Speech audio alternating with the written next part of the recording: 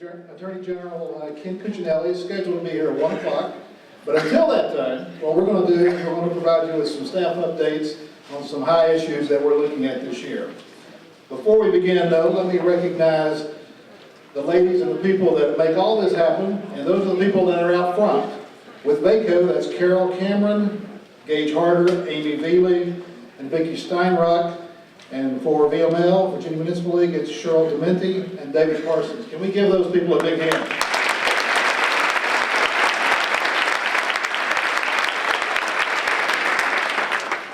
Now let me introduce your legislative team. With the Virginia Municipal League and VACO, we have a lot of great lobbyists, a lot of great advocates on behalf of local governments. Let me begin with Larry Land. Larry, if you'll stand. John Sanders, Bo Levins, Ted McCormick, Phyllis Rico, Janet Harrison, Mary Jo Fields, Mark Flynn, Joe Lurch, Neil Meeks, who couldn't be here today, Kimberly Pollard, and we also have some very talented consultants working with us and helping us do our job, and those are Roger Wiley and Jeff Gore with Hefty Wiley, Charlie Croson, and Randy Cook. Also, a part of our team is Jim Regenball, who is our economist working for both VACO and VML. Come on, Jim. But we couldn't do this without our executive directors, Mike Amix, Virginia Municipal League, and Jim Campbell with VACO. Also, I'd like to recognize our partners with VAPDC, and those are Connie Long. Is Connie around? She's probably out front. And Vinny Ali. Thank you all for helping us out in this.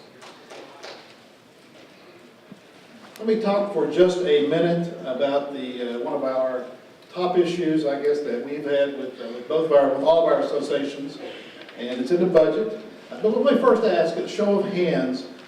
Who was here last year? Show of hands. What about the year before? Okay, I know that I know everybody knows the issue I'm talking about, and that's aid to localities. We've talked about this maybe for at least 4 years in a row as one of our top issues that we've had within our associations. This year, we made another gallant effort to try to get the governor to put money into his mid-budget for aid to localities. We want to get rid of this local aid to the state that we have been paying up to $60 million every year. This past year it was reduced to $50 million, but the governor has seen fit in his budget to put $45 million in to that account to do away with this reversion that we've had for the last 2 biennial budgets. What we need from you is we need your help. While that money is in the budget, both House and Senate members feel that that will stay, but as you know, anything can happen. The governor, the budgets, the money committee's budgets come out on Sunday, and we hope that's in there, but we've got to make a final push to continue to get rid of this reversion account that's up to $45 million right now. The governor's got the money in there, and we need your help today as you visit your delegates and senators. You need to tell them that we need to keep that money in there and support what the governor's got in, so that we can do away with this. This is a fix that will have, and if we can get this thing fixed now, then we won't have to deal with this $60 million reversion account, hopefully ever again. So as you go out, you visit today, you go out with your delegates and senators tonight, we need you to make that one of your top priority discussions. You'll see that on page, I think it's on page 2 or page 3? Page 3 of your bulletin. Again, that being one of our top priority issues for our association, let me tell you some other good things that are in the budget that we do like, that we're supporting. And I think I'm on page two or three. And it's a chart, Excel spreadsheet. One is jail per diem payments in the budget for FY13, the current budget year, we're in $6.3 million. We also have money in there for teacher salary increases, and that's $58.7 million. Some other early reading specialist programs. I'm not going to read all the programs that we have money in, but we're very supportive of those items that are starred, that are in the governor's budget. But there are some other good budget amendments, hot things that we need you to address in your discussions with delegates and senators. One is the shift in the line of duty program. There's budget language in there to ask the General Assembly to take back the line of duty program. As you know, this was an unfunded mandate several years ago that we have not been able to recover from, and this budget amendment will take it back to a state program. There's close to $9 million in the budget, or proposed in the budget amendment to do that, and so we need your support on proffering that to the delegates and senators. Another issue is the restoration of cost of competing program dollars. That's $31 million. That's very important to Northern Virginia localities, and we're very supportive of that. There's also amendments in to increase police funding in the 599 program, and we're very supportive of that. We need your assistance in talking to delegates and senators. Again, that's a highlight of some of the hot budget items that's in the governor's budget that we need your help and support on. Again, you know, one of our top issues, I can't say it enough, is ATL, aid to locality. We really need that money to stay in the budget. Kind of going to tax and finance, there has been an effort once again this year to try to eliminate the business taxes that we collect at the local level, whether it be machinery and tools tax, whether it be people or merchants capital tax. A lot of, close to 14 bills in that it would in some way hamper your ability to collect that revenue. I've got to say that this is my first time in a long time that we as a group of staff and working with our members have been able to take those bills and either kill those bills or amend those bills to where they don't affect or don't harm local governments. And we've actually been able to do that in the committee or the House of Origin this year. Very proud of that. A lot of effort and work have gone into that. A lot of time spent with you all, actually calling your delegates and senators and reinforcing our need to keep those business taxes at this current time. There is one thing I do want to mention that's a joint resolution, House joint resolution, and it's put in by Speaker Howe, dealing with the depot, machinery and tools, and merchants capital tax.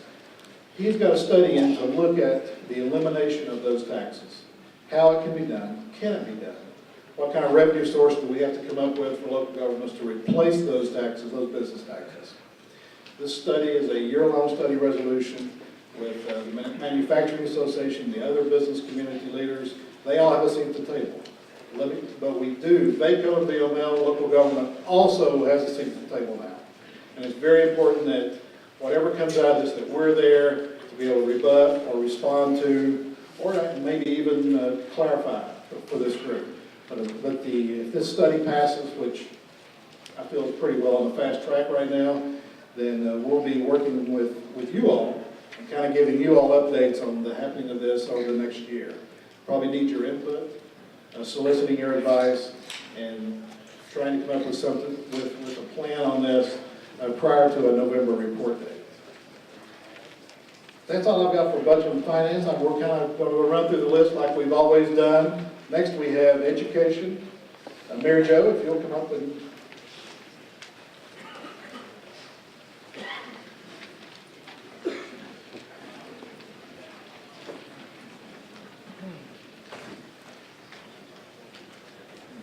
I'm Mary Jo Fields, and I work with Virginia Municipal League.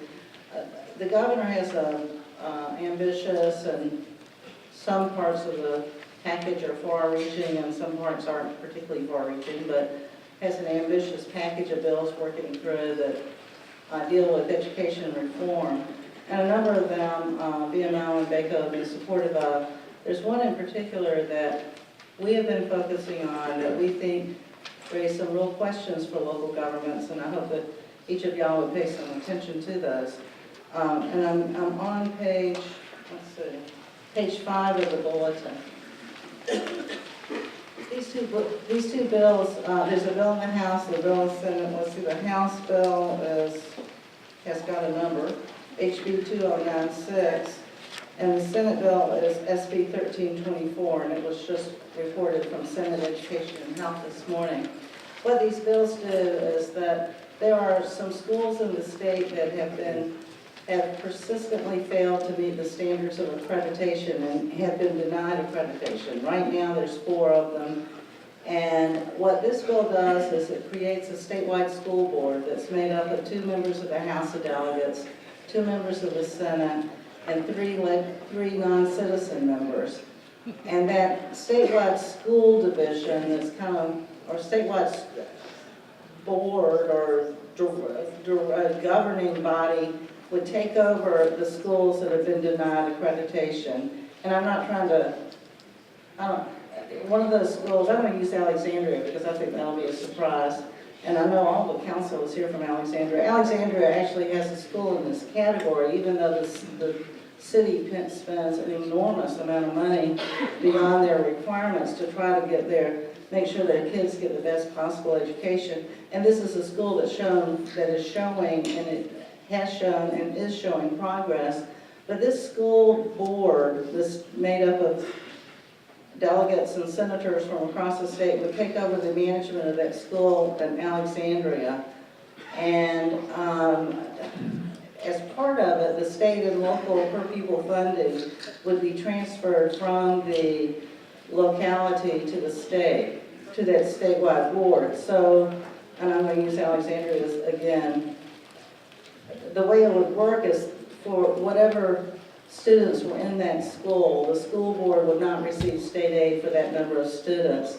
And then the school board would be invoiced by the state for the total, for all local funds connected with that student. So that it would be the first time in which a locality would be forced to spend what's been called aspirational funding. If you remember from several years ago, we had the state required funding, what they have to put in, we have required local effort, and then almost every locality in the state spends well beyond the minimum requirements, and that's been called aspirational funding, and that's y'all's money that y'all decided to put into education. Under this bill, that local aspirational funding, as well as your required local share, would be transferred to the school division, the statewide body.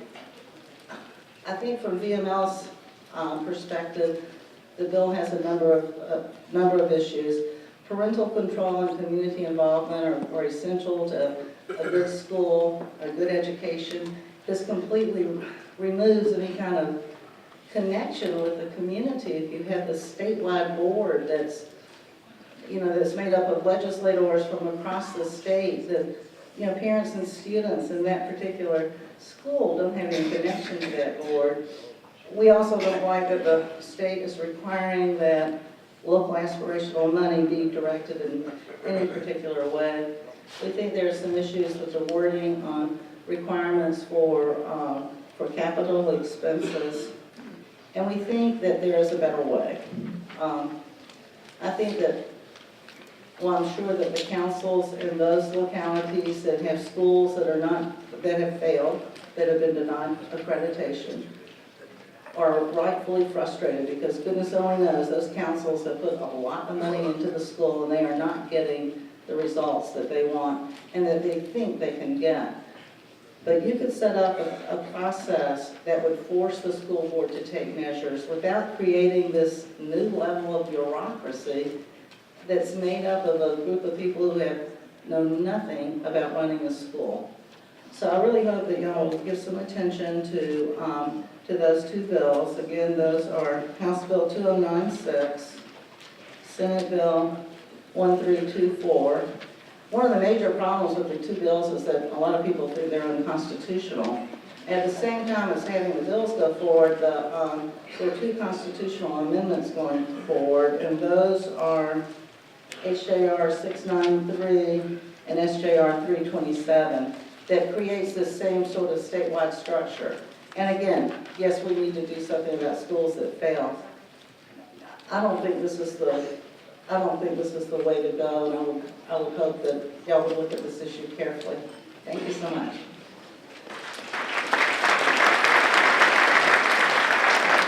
Thank you, Mary Jo. As you'll notice in your bulletin, what we've got in the bulletin are things that we really believe that you could help us with as you're out visiting today. So we've highlighted some issues along with the budget and finance. We did Mary Jo with education. We're also doing transportation, and you ran in. And here with us is Joe Lurch from VML to talk a little bit about transportation. Good afternoon, everyone. It is a good time to be here because this is an issue that's playing out right now at the General Assembly. If you'll go to page 4, and I'll just give you a little bit of where we are right now before I kind of delve into just a few details, not to get too deep. The House Finance Committee acted yesterday on the governor's transportation proposal with some minor amendments. I say minor, there's one that I think a lot of us will be interested in, and I'll get to that in a little bit. And it reported out by, I think, a vote of 14-8. Later today, the Senate will take up the governor's transportation bill in Senate Finance. That starts at 4:30 today. And really, it's like a replay of last year. If you were here last year, we had the same discussion. The House had just acted on the governor's transportation bill, and the Senate Finance was getting ready to act. And it is somewhat of a replay in that the two chambers seem to be a bit at odds. The House would like to see more of the general fund monies used for what they think to be a core function of Virginia government, which is for transportation. The Senate is less reluctant to do that. Obviously, there's concerns at the local level. When we start getting into general fund dollars for transportation, we're concerned about the expense that might happen to some of the core services we perform on behalf of the state, whether that be education, health, fire, and police. So let me talk a little bit about the governor's plan, and I don't want to bore you because I know you've probably heard a lot about it. But essentially, it's a major departure from any way any other state has done this before. He proposes to get rid of the user fee, the gasoline tax, and replace that instead with a rise in the sales tax. Additionally, to secure more dollars for transportation, he revived his plan from last year to take a greater portion, 0.25% of the existing sales tax, and dedicate that to transportation. Additionally, the governor's plan relies on the hope that Congress will pass an act called the Marketplace Equity Act that would require internet retailers, when they collect their sales, they collect the tax and remit it back to the state.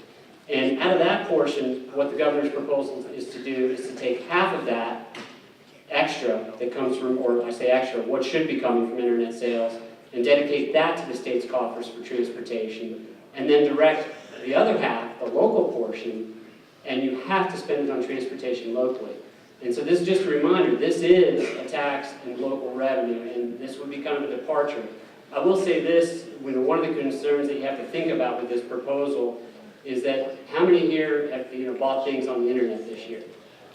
All right. How many here think they're going to buy more on the internet next year? Okay. I think that's part of the problem, is that more and more of the sales tax will be coming on the internet, and so more and more potentially going to transportation. So that's something to think about. Now, the proposal does bring in substantially new money for transportation to meet a lot of the critical needs that we outlined in our talking points here. It's estimated to bring in approximately over $800 million a year by 2018. And also significant funding for transit and rail, which is, I think, very important to many of our communities here. It's interesting to note, that some of that is coming from an increase in the user fees, which I didn't talk about, which is vehicle registrations. It proposes a $15 a year vehicle fee registration increase. It also proposes a $100 a year vehicle registration for alternative fuel vehicles. Now, I'll kind of wrap up by saying that the House proposal that came out yesterday did address the issue that I think is near and dear to many of us here, and that's tolling. What the governor said was, he is willing to go ahead and put his plans on tolling Interstate 95 on hold and do a study, should this pass, because if there's sufficient enough revenues, I think it's fair to say the administration would say maybe we don't need to be tolling our interstates. So that's where the plan sits. Obviously, the Senate's going to take up what may be their version today. You may have heard of other proposals, most notably Senator John Watkins from Chesterfield had imposed not necessarily an increase in the gasoline tax, but removing the sales tax on the gasoline tax as it's sold at the rack. And that would produce a similar amount of funds. Now, there's other parts to that that, it's kind of, Rube Goldberg device when you try to sell things up here. So that's where we are on transportation. I will end by saying there is a part of the governor's overall package on transportation that looks at the mass transit funding formula. And this is important to locals because what it would do, this is a proposal, it's House Bill 2070, Delegate Comstock, and then Chap Peterson, and Senate bill, and I'm forgetting the number on that. But it would change the transit funding formula assistance to our 41 transit agencies across the state. There's been a lot of concern raised on transit agencies on how this would affect their operations locally. I will say that the House version did not make it out of subcommittee. The Senate version is going to be up in the afternoon today, so that's another one to watch. We have had meetings with DRPT and the director in raising a lot of the concerns that the transit agencies have legitimately put up on how this would affect their operations. They've heard those concerns. You're going to see a substitute bill likely this evening that would kind of take it back a step, keep the same funding assistance formula for the current base year, but in out years, especially if the governor's plan gets more money for transit, look at certain performance metrics that all the stakeholders could agree on better getting service delivery and performance factors at the local level. So with that, I'm going to turn it over to Larry Lane, who's going to talk about uranium, he has some breaking news on uranium. So, take it over. Thank you.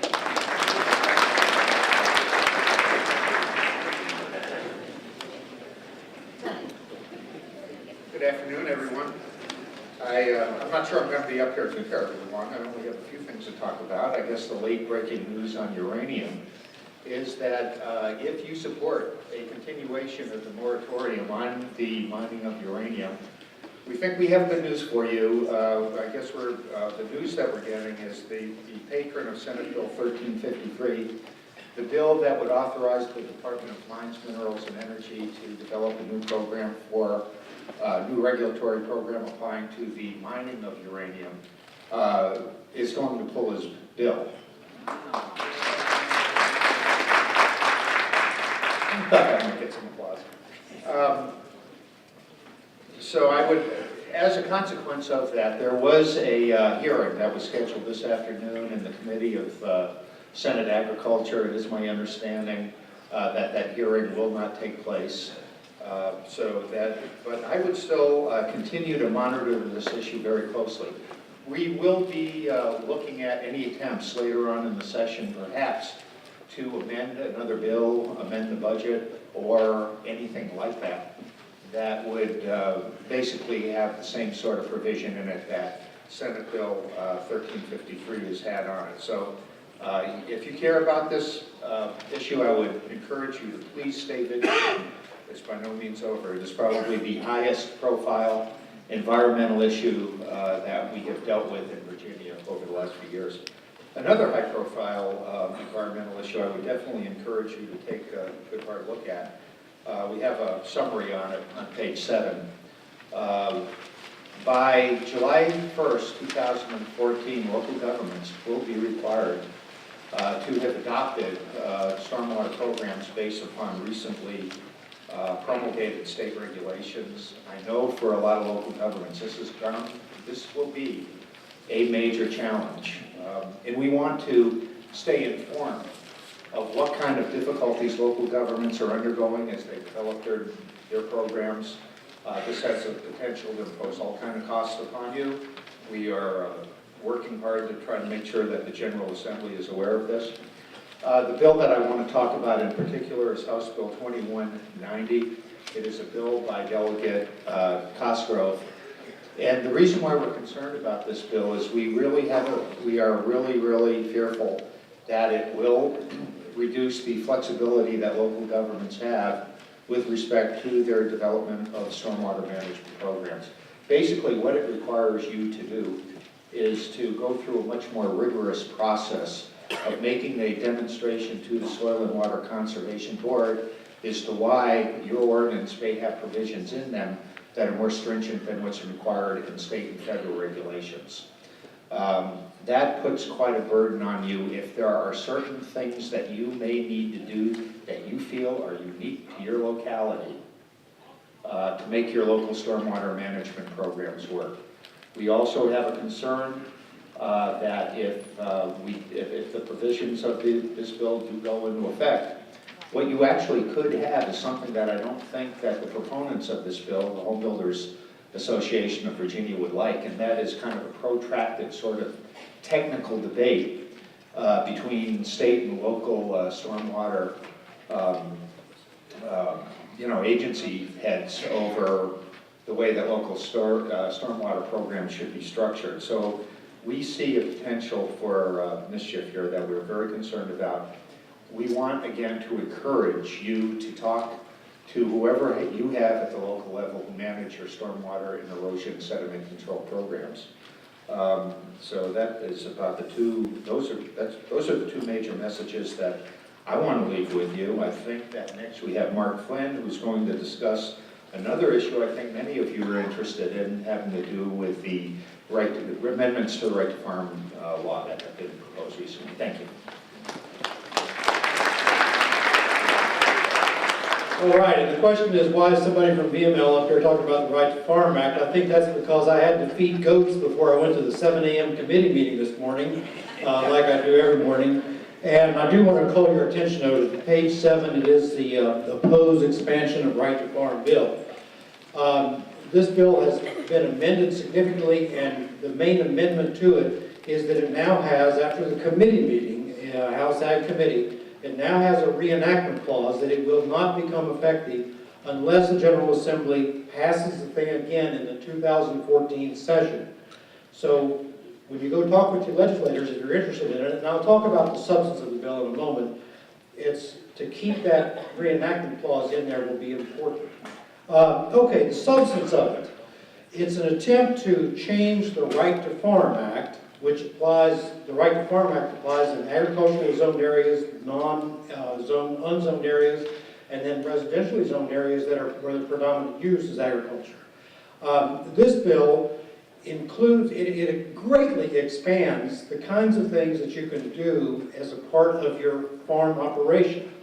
And I will say that the example I'll give you will be an unintended consequence, but the way the bill reads now, it says anything that you do that deals with, related to, or consistent with your ag or silvicultural operations is permittable in agriculturally zoned and I think unzoned areas, regardless of any zoning regulation. So there's no zoning regulation on, except for like setbacks and stuff.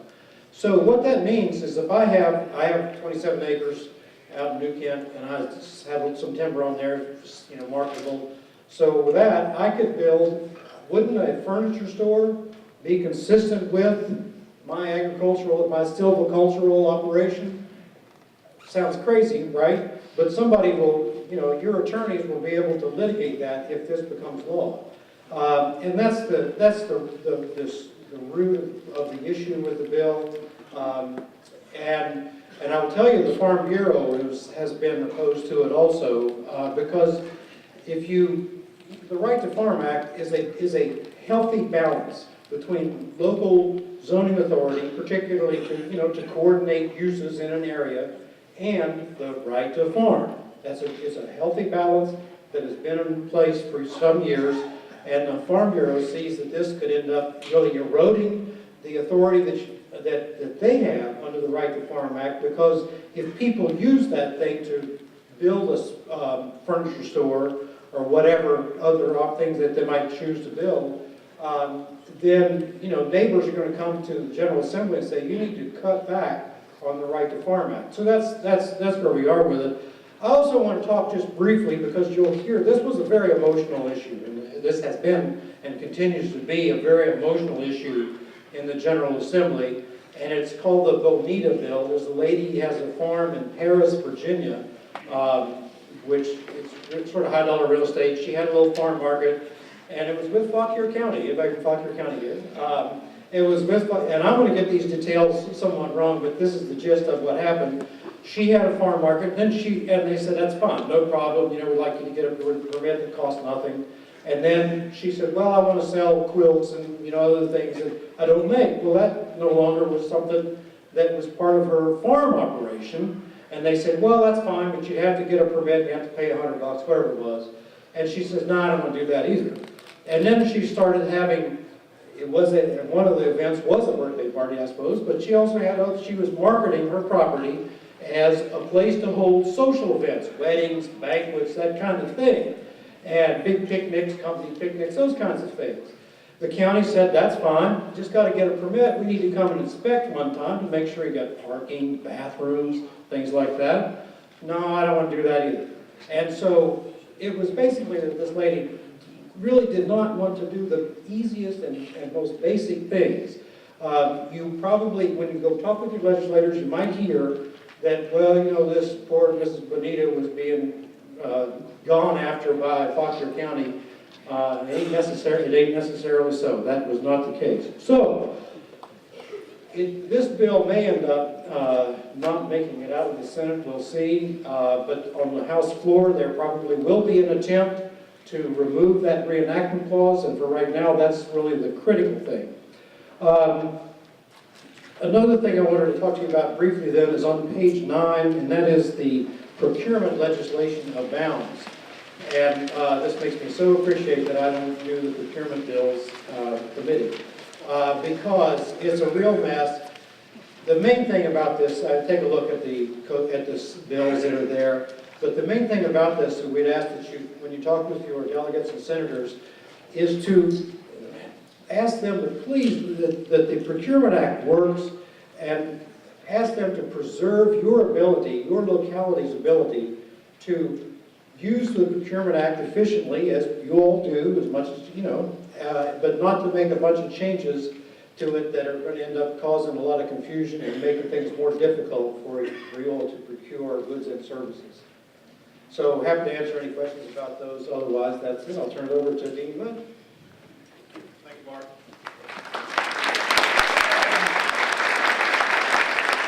We have finished our staff reports I guess, talking really more about what's in the bulletin, but we'd like to take this opportunity now to allow you all to ask a few questions. We're your staff. We're all right over here.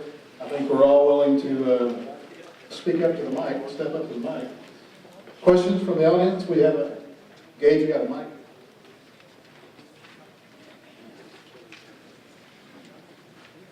Questions? No questions? Everybody understand right to farm? All the procurement bill? All right.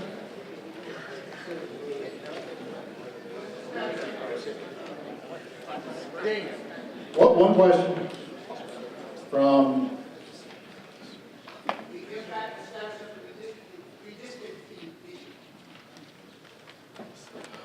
wow.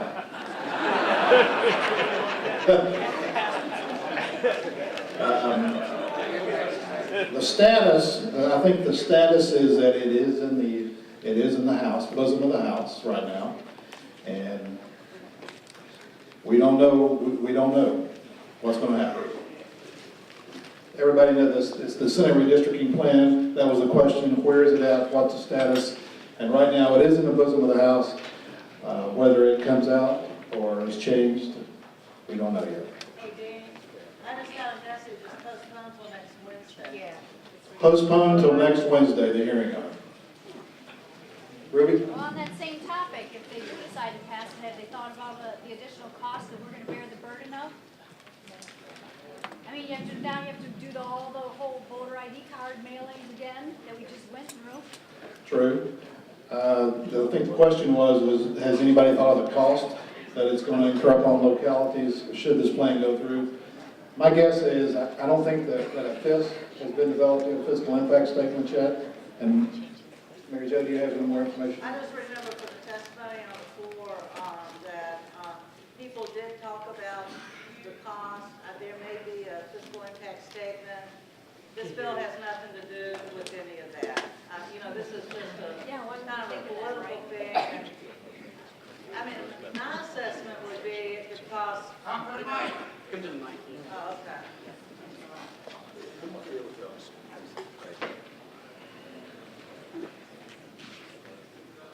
Just from listening to the debate on the floor, just the cost was discussed. That was one of the issues that was brought up.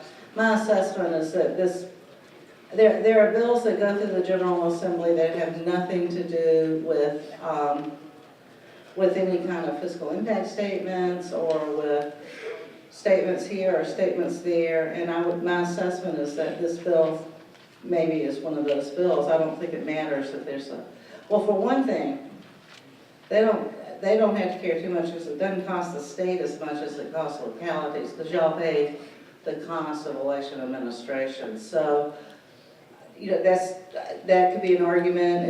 If you have concerns about that redistricting plan, that could certainly be an argument that you could put to your legislators. But my sense is that this is a political issue, pure and simple. Thank you, Mary Jo. Any other questions?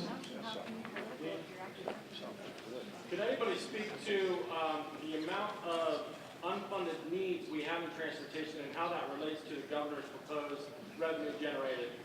And what percentage whether the governor's package, how much it's achieving? Joe? Yeah, I'll repeat the question, and what Chuck Gates had asked is, how does the governor's revenue proposal actually meet our needs? You know, I can answer it in two ways. You know, one is, I think most transportation funding experts would say, and I'm looking at Jim Regenball, so he'll give me a thumbs up or down if I get this wrong or right.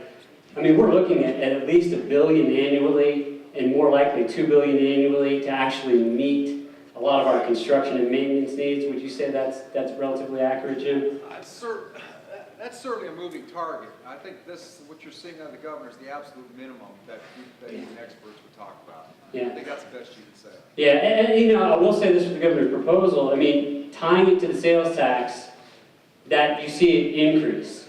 Whereas currently the problem with the gasoline tax, since it's not indexed, I mean, it has a buying power of roughly 43% of what it had when it was last raised in 1986. You know, it is interesting, you know, this debate going back and forth. One of the things that both VML and VACO staff did was we went to Senator Watkins' town hall hearing that he had in Chesterfield about this. And, you know, and one of the questions came up from one of the constituents is, well, you know, if the gas tax is not working, let's get rid of it and get rid of, you know, get something else. And he was pretty adamant that, no, this is going to be our source of revenue for roads for the next 30 years. He really tied it back to the Byrd Act, you know, in the 1930s, when the state took over control of local roads, and it was an enterprise system. You pay as you go, and we've gotten away from that. And we haven't been there for years, and hence the need that you see outlined in our talking points. Good question. Other questions? Other questions? This is directed towards Mary Jo. Mary Jo? Under the statewide board for the school systems that are failing, this takes a right away from our citizens to pick who they would like to have represent their school systems. So who all would be choosing these delegates, legislators, and citizens to represent the state board? The question that Andrea asked was that right now, you know, your school boards in about 90 of the 132 localities are elected by registered voters, and then the other localities are appointed by councils or boards of supervisors that are elected, and that this creates a board that is not responsible to the citizens that have students in that school and who puts them in. I think the House puts in, you know, the Speaker puts into the Senate and House members are chosen from those two bodies, and the the board, the governor has a role in appointing the citizen members. The bill also says that if one of your schools is in this division, that the chairman of that school board would also be an ex officio non-voting member of the board. So presumably, the four localities right now are Alexandria, Norfolk, L3, and Petersburg. Presumably, if you had the statewide board, you would also have the chairman of each of those three boards sitting as ex officio non-voting members on the board as well. But I think that's one of the problems of the bill, because community involvement and parental involvement are so important, and this strips that out. It takes what is the most local of local functions and transfers it to the state level. Question? I want to go back to transportation just for a minute. Can you tell us what percentage of the money in the transportation government proposal comes off that federal action? And then I'm interested in Jim Reznar's opinion about whether there's enough money in the proposal if Congress doesn't pass that to really get even close to filling the role. It's great to have our resident economist and money guy here with us. Jim?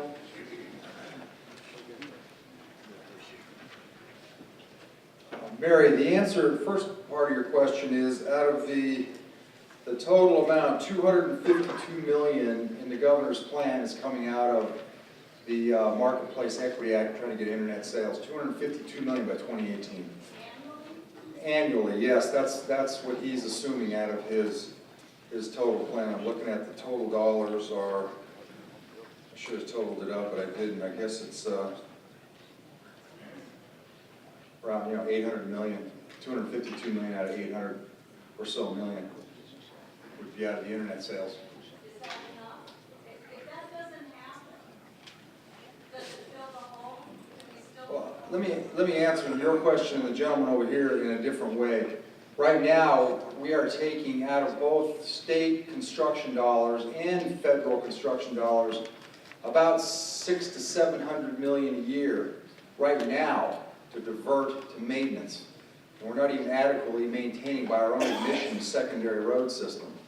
So this would basically, by 2018, just fill that. It wouldn't provide any new funding for, the vast needs that you could identify yourself. And that of course, varies by opinion, but it's a lot more than that. Last question.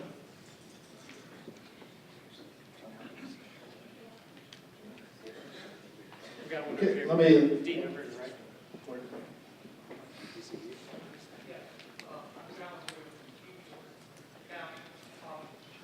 I would just like to ask for a definition on the transportation. One thing that a lot of rural counties deal with are the unpaved roads in that. And in past number of years, there hasn't been any funding at all, or, very minimal. And this new plan, does that take into account putting more money possibly into resources into paving those unpaved roads?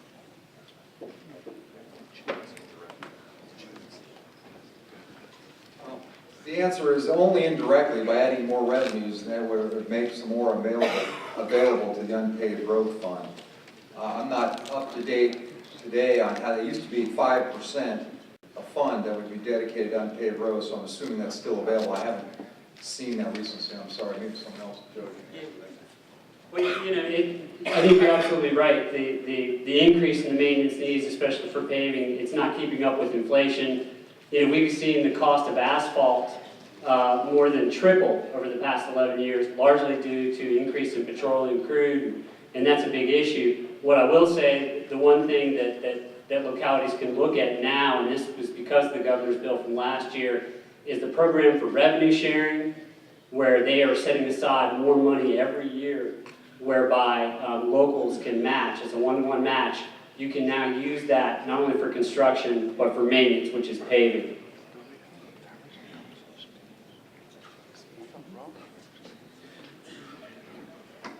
Page 11 of your bulletin, you'll see a schedule of activities that are happening this afternoon. We really need you to get out, be a force over the General Assembly, especially in some of these committees, select committees that you see here, and while also visiting your delegates and senators. Thank you all for listening and participating. Can I just make one correction? The Coalition for High Growth Communities will be in salons 2 and 3. Salons 2 and 3, the Coalition for High Growth Communities. With that, we'll finish the legislative program. We'll take a 5-minute break and come back and reconvene for General Cuccinelli.